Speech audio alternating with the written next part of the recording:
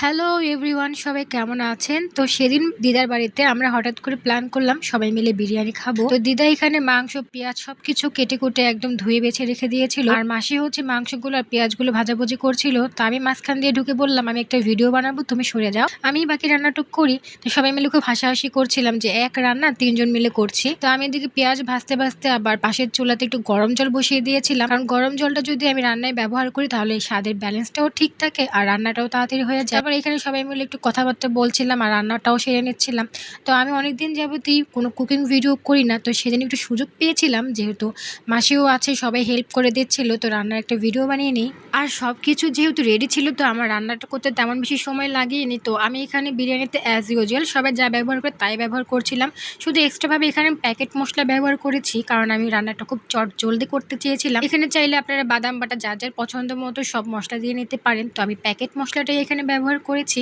তো সেদিন এখানে আমি কোনো টক দই ব্যবহার করিনি। তো সয়া সস, টমেটো কেচাপ যার যা পরিমাণ মতো লাগে, এটা আসলে শেখানোর কিছু না, সবাই আমরা কম বেশি পারি। তো এগুলো সবকিছু দিয়ে আমি রান্নাটা খুব ঝটপট সেরে ফেলেছিলাম। আর সেদিনের ওয়েদারটাও অনেক বেশি চমৎকার ছিল, একদম বিরিয়ানি খাওয়ার মতোই একটা ওয়েদার ছিল। আর এইদিকে আমার রান্না দেখতে দেখতে মাসি দিদাকে একটু পরপর চিৎকার করে বলছিল, মা তোমার সব তেল শেষ, তোমার সব ঘি শেষ করে ফেললো বিথি, তোমার রান্নার মশলা সব শেষ। আসলে এগুলো দুষ্টুমি করে বলছিল। তো একটু পরপর দিদা এসে আবার দেখছিল যে আমি রান্নাটা ঠিকঠাক কমপ্লিট করেছিলাম কিনা। তো এইখানে আমার একদম প্রপারলি মাংসটা কুক হয়ে গিয়েছে। তারপর আমি বিরিয়ানির চাল ঢাল এগুলো ধুয়ে এক সাইডে রেখে দিয়েছিলাম। আর সেদিন আমি বিরিয়ানির এই মাংসটার মধ্যে একটু আলু অ্যাড করে দিয়েছিলাম, মনে হলো যে একটু ভিন্নভাবে ফিউশন করে রান্নাটা করি। তো এখানে আমি আবার যে পোলাওটা রান্না করব সেই পাত্রে ঘি গরম করে পোলাওয়ের চালটা দিয়ে একদম পরিমাণ মতো, আমি কখনো পোলাও খিচুড়ি এসব রান্নাতে জল টল মেপে দিই না ভাই, আমি একদম আমার চোখের আন্দাজ মতো সব কিছু দিয়ে দিই।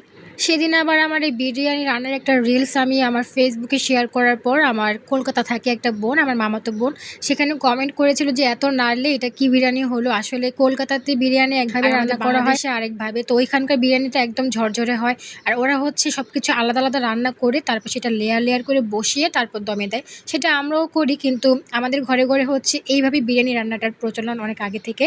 এটা ঝটপট হয়ে যায়, আর পোলাও চাল দিয়ে যেহেতু আমরা করি, তো আমরা রান্নাটা এইভাবেই করি। আবার কেউ চাইলে এখানে বাসমতি চাল ব্যবহার করে চালটা আলাদা করে রান্না করে মাংসটা আলাদা করে রান্না করে তার এর মধ্যে যা যা দরকার পেঁয়াজ বেরেস্তা, কেওড়া জল, গোলাপ জল, মিঠা, তো যার যেমন পছন্দ সেইগুলো একদম সাজিয়ে সাজিয়ে লেয়ার লেয়ার করে সেগুলো দেওয়া হয়। তো এক একজনের রান্নার পদ্ধতি এক এক রকম, এক এক অঞ্চলের রান্নাও এক এক রকম। তো আমাদের বাংলাদেশে এইভাবেই বিরিয়ানি রান্না করে আমরা খাই। তো এই হচ্ছে আমার ফাইনাল লুক বিরিয়ানি। তো সেদিন কিন্তু বিরিয়ানিটা অনেক বেশি মজা হয়েছিল। সবাই অনেক ভালো থাকবেন। Thanks for watching.